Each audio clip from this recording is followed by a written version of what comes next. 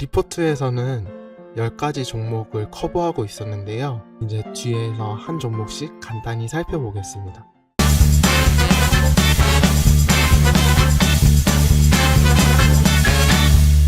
안녕하세요, 로켓입니다. 오늘부터는 저와 리포트 분석하는 시간을 가져보실 텐데요. 이전에는 대장주만 분석하는 시간이었다면 산업 리포트를 통해서 시장에서 어떤 이야기가 관심을 끌고 있는지, 그리고 증권사에서 어떤 종목을 탑픽으로 선정하는지를 공부해 보려고 합니다. 첫 번째 주제는 내년에 주목할 만한 신기술 중 하나인 비만 치료제를 들고 왔는데요. 미국의 일라이릴리 그리고 덴마크의 노보노디스크 등 이런 두 회사가 현재 선두주자를 달리고 있는데요. 후발주자로 많은 바이오 기업들이 비만 치료제 시장에 뛰어들고 있다라는 내용이 있었습니다. 그래서 현재 개발 중인 치료제가 약 70여 종에 달하는데, 지금까지는 주사 형식의 약물 주입의 형태였다면 이보다는 거부감이 덜한 알약 형태의 경구용 치료제를 개발 중이고, 그리고 정서적인 부작용이 있어서 이를 줄일 수 있는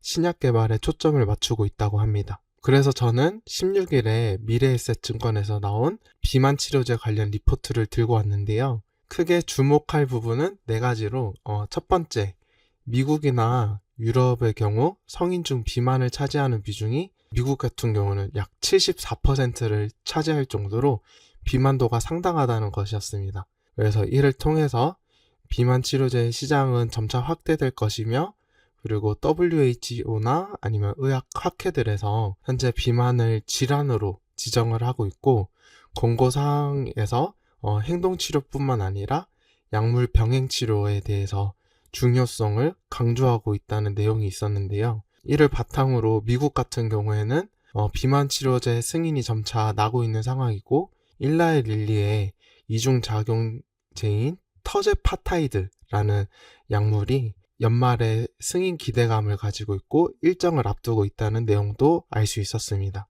세 번째 포인트는 약물의 한 가지 기부전만 포함하지 않고 더 많은 효과를 낼 수 있는 다중약물들이 점차 개발 중이라는 내용이었는데요. 베이스로는 GLP-1이라는 기전을 가진 약물을 무조건 다 포함을 하고 있고, 여기에서 GIP 같은 경우에는 지방 분해라는 이 기술만이 가지고 있는 효과가 또 있고, 그리고 글루카곤을 섞어서 쓰면은 에너지 소모를 활성화시키는 이러한 효과들을 다중으로 섞어서 더 좋은 약을 개발 중이라고 합니다.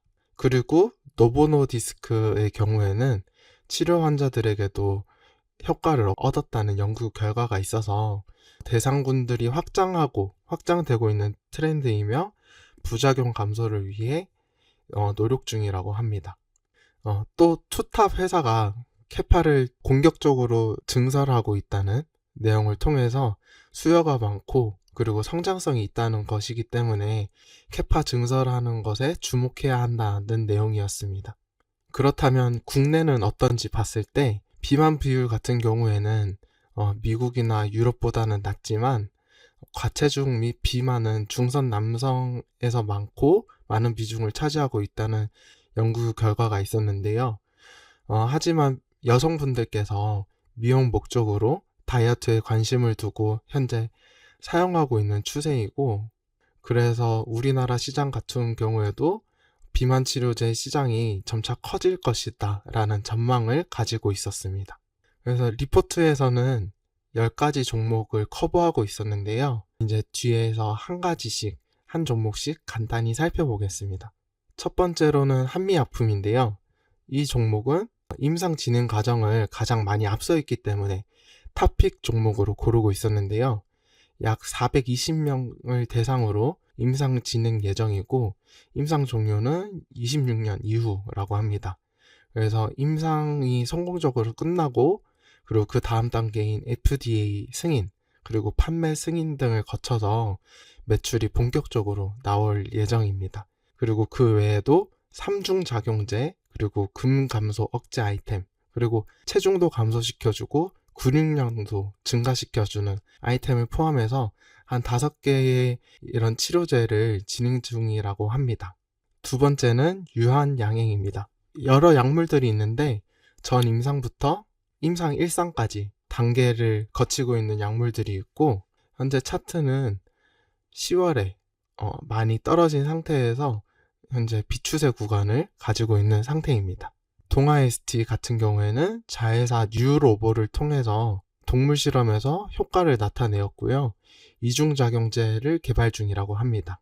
일동제약은 주사보다 거부감이 적은 경구용 약물을 국내 임상 1상을 할 수 있다는 그런 허가를 받은 상태라고 보시면 되고요. 지금 차트 같은 경우에는 역배열에 지금 이제 옆으로 기고 있는 상태인 것을 알 수 있습니다.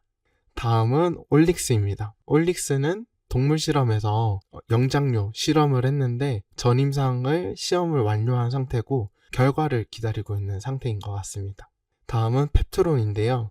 펩트론은 노보노디스크에서 나온 위고비 약품과 그리고 일라이릴리에서 나온 젯바운드라는 약물의 4주 제형을 개발 중인 상태이고, 차트는 아래와 같고 수급도 외국인과 기관이 많이 앞서고 있는 상태인 것을 알 수 있었습니다. 인벤티지 랩도 위고비의 주사형 그리고 경구형 두 가지 제형을 개발 중인 상태이고, 차트는 아래와 같습니다.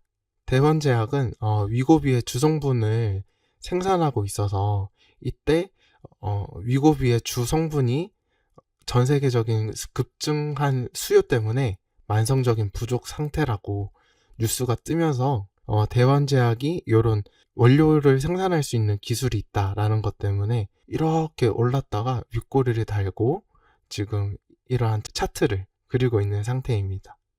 마지막으로 라파스는 대원제약과 공동 개발 중인 치료제를 임상시험 계획 중이라고 합니다. 비만 치료제가 발생할 수 있는 리스크를 장단기로 구별을 했는데요. 생산 캐파 증설이나 그리고 위탁 생산 가동이 지연되는 문제로 공급이 부족해져서 단기 실적이 부진해질 수 있는 가능성이 있다고 합니다. 하지만 저는 그만큼 수요가 많아 이렇게 생각을 해서 이런 재료가 나왔을 때 악재 소멸로 또 좋은 재료가 될 수도 있다고 생각을 합니다. 그리고 유럽 의약품청에서 이제 GLP-1의 의약품에 대한 자살 충동 부작용에 대해서 조사를 하고 있는데요. 오늘 뉴스가 나왔었는데 유럽 의학청에서 이러한 자살자해의 연관성이 아직 불분명하다. 그래서 제약사에 추가 설명을 요청하였고 내년 4월에 재논의를 예정 중이라고 합니다. 마지막으로는 모든 바이오 업종의 리스크인 약가 인하 그리고 부작용, 임상 실패의 리스크를 가지고 있다는 내용이었습니다. 다음은 비만 신약 관련 수혜 및 그리고 피해 업종을 분류하였는데요. 비만 치료제가 잘 될 경우 의약품 유통 그리고 위탁 생산하는 기업 그리고 주사기라든지 디지털 헬스 관련 종목들이 동반 수혜를 받을 수 있지만 연속 혈당 측정기나 그리고 비만이 줄면서 인공관절 치환술을 받는 환자가 줄어들 수도 있고, 그리고 당뇨 환자가 줄어들기 때문에 인슐린 펌프 매출도 감소할 수 있어서 이러한 업종들을 피해 업종으로 분류를 해놓았습니다. 그래서 짝짓기 매매 기법의 개념으로 생각을 해봤을 때 보완제와 대체제로 볼 수 있을 것 같아서 내용을 들고 와봤습니다. 오늘 내용이 상당히 많았는데요. 만약 자료가 필요하시거나 도움이 필요하시다면 댓글이나 아래 번호로 연락 주시면 도움 드릴 수 있도록 하겠습니다. 오늘도 시청해 주셔서 감사합니다.